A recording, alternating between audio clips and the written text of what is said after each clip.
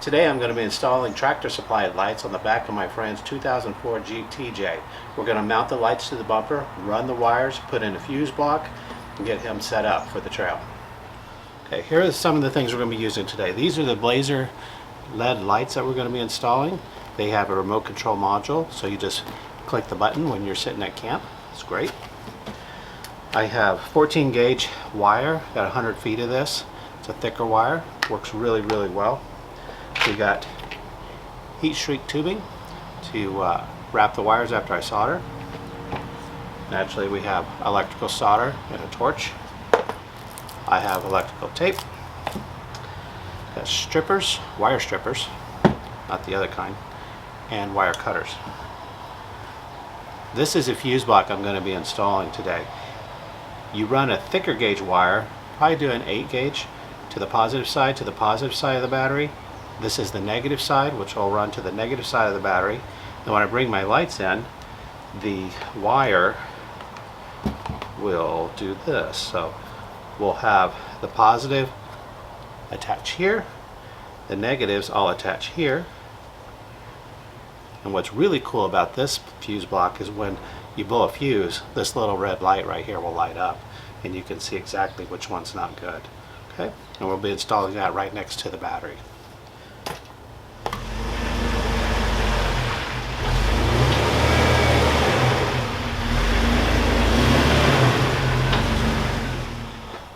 Once again, it's raining in Middle Tennessee, so I brought the Jeep into the garage so I can work in a dry environment. Okay, now that I've opened the box and see what I have, we can take a closer look. So here we have the LED light in a bracket. You also have all the nuts and bolts you'll need to install them. Here is the control module that the lights will wire into. This is to allow the remote control to be able to work. This is remote control, which is really cool because it has like a garage door attachment, so you can put it on your sun visor. And then we have the instructions here. Okay. The wire on these lights is considerable, so I may not need to use the other wire that I have. I'm going to try to run this and see how far it reaches before I zip tie anything under the Jeep. Okay, so I've already determined that the wires are not long enough to reach the front of the vehicle, so I'm going to just strip these back a little bit.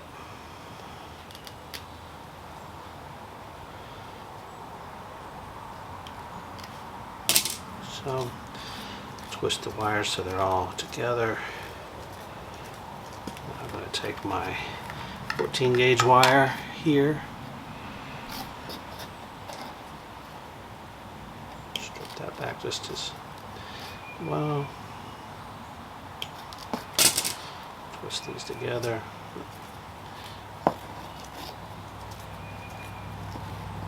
Okay, now we will take some of our shrink wrap, okay, and we're going to place it over this side. And the idea is you want to have this as far away from the heat when you solder so that it doesn't shrink. Okay. Now I'll take this wire, put it on the black one. The black goes to the negative side of the battery. I need to prop that up so it's not laying on that cardboard. And then I'm going to heat the wire with my torch. And then add my solder. Now you want to heat the wire and not the solder, so the solder will melt right into the wire once it's hot. Okay, that'll do it. We'll do the same thing on this side.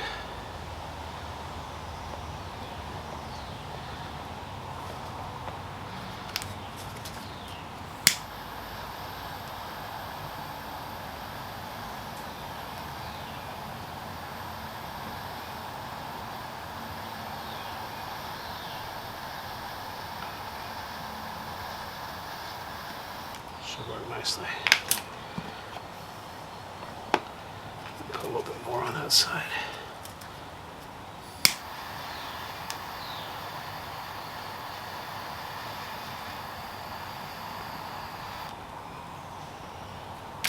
That'll work. Those won't come off. Now you gotta let it cool long enough to let the shrink wrap be able to push over it. If you don't go too quickly, the shrink wrap will shrink once it gets to that hot area, and then you basically gotta start over. So wait just a minute. Okay, so he has two spots here to mount the light. This hole here, or this bolt here that it holds the bumper on, I'm leaning towards putting the light right here because I already have a bolt that I know goes into the bumper. Here, if I try to put the bolt in, you see it's too long, so I would need to get a shorter bolt. Plus, if I try to run it from this direction, it's not going to allow me to get it in there very easily. So let's get a wrench and pull this out.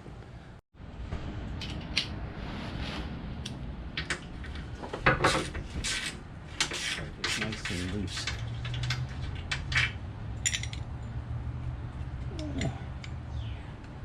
Having trouble here. Now that's. Looks like I need to widen because the bolt won't fit through. I'm gonna just take my Dremel and widen this just a little bit, just to give myself a little bit of space.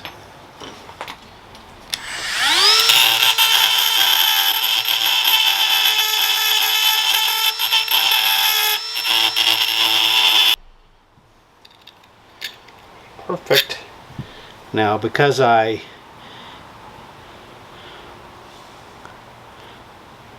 shaved the paint off of that when I used the Dremel, I'm just going to touch it up with a little bit of black spray paint.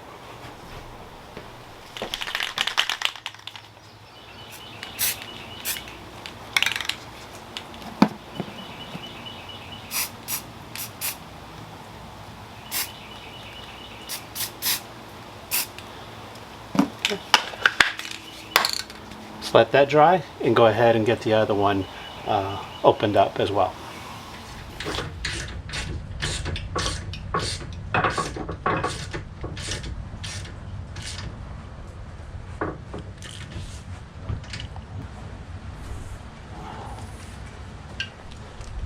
Now when I install the light, I'm going to install it with the cord side up. I don't want it down like this. I want it like this. And then I'll run the wires accordingly.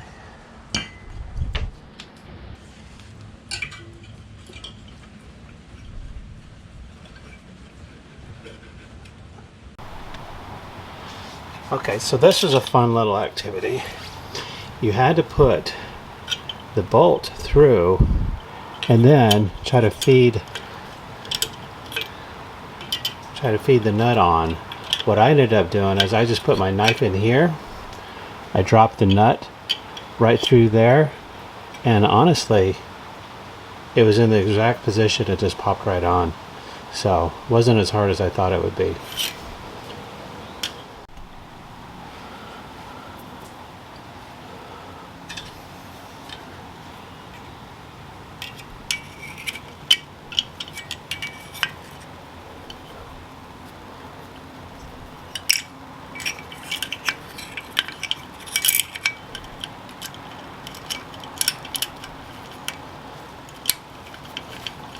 Success. Now, when you're running the wires, you always want to avoid anything that's moving. So, like the shocks, springs, things like that. So I like to look for the existing wires and run my wires right along with them and zip tie them to them so I know they're safely tucked out of the way. You basically just gotta pull it as you go, and then run your zip ties as you work your way towards the front of the vehicle. That would be ideal. We're just going to throw these wires through here and I'll zip tie along the way.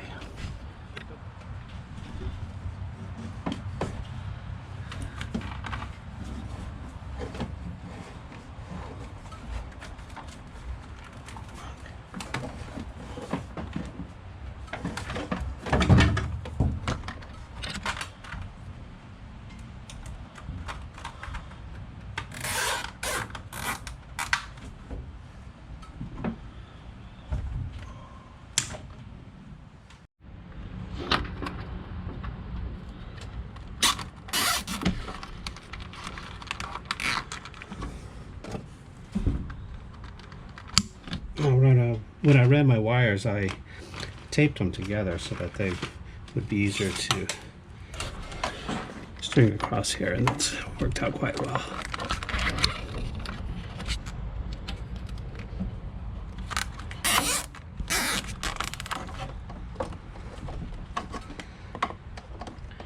As you can see, I just barely have enough wire to get to my fuse box. I cut that one kind of close. Alright, let me show you guys how this works. So, on this side, this is where the wire goes into.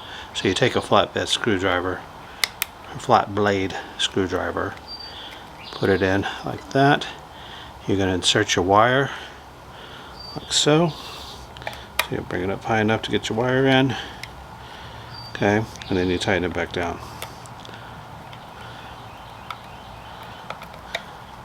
Like that. Then the wire's in there.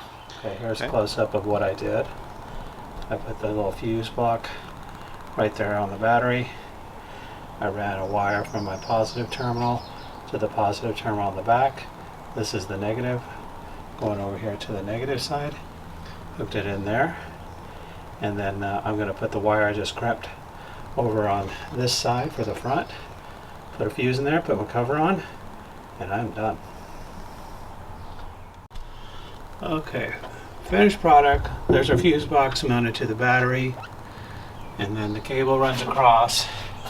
And I ended up mounting the control module over on this side because I just had more space to mount it.